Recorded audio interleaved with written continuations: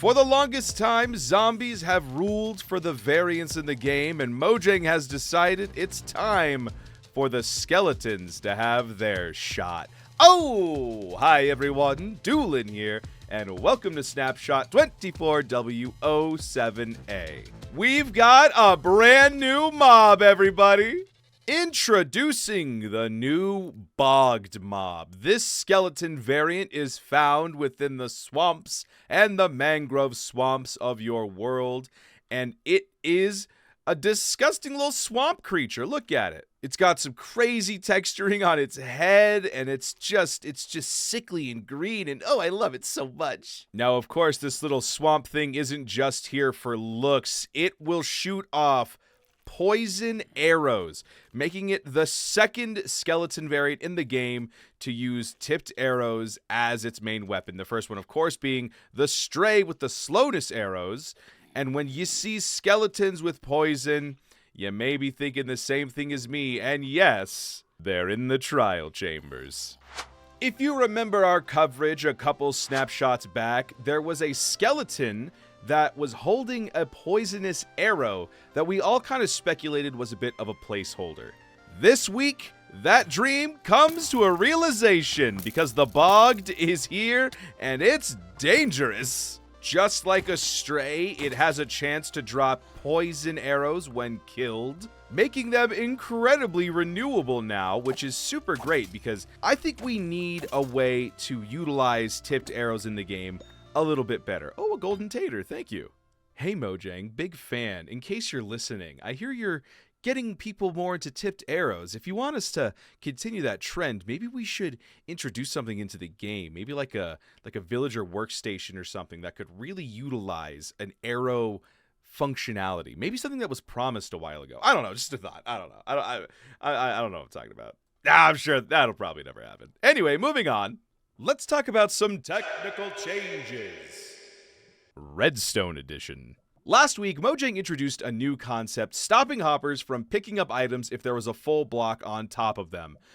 Beehives were overlooked, though, because you're supposed to be able to work with them, so that's been reverted. So now beehives and bee nests can have full blocks on top of hoppers and still have items be picked up.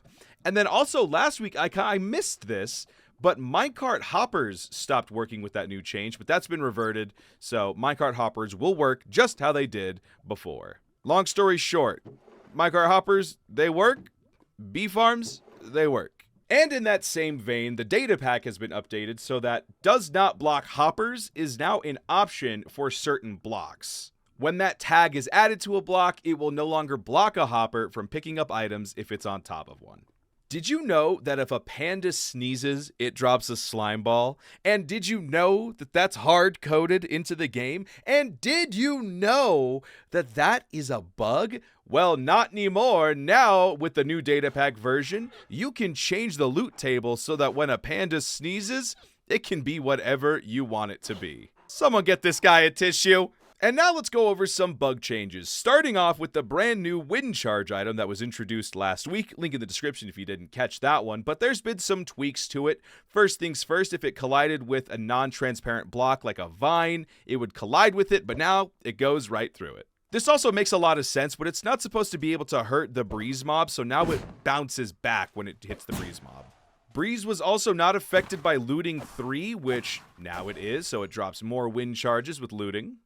The wind charge is also supposed to reduce fall damage, but apparently that's not working right now.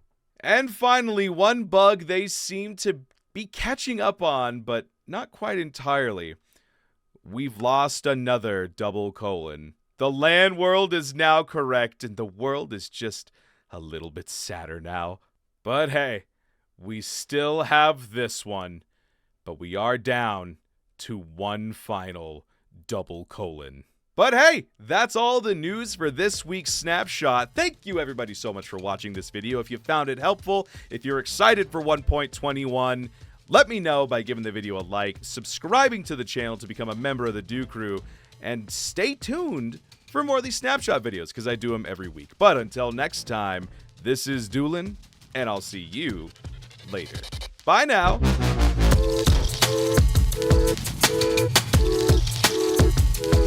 We'll be right back.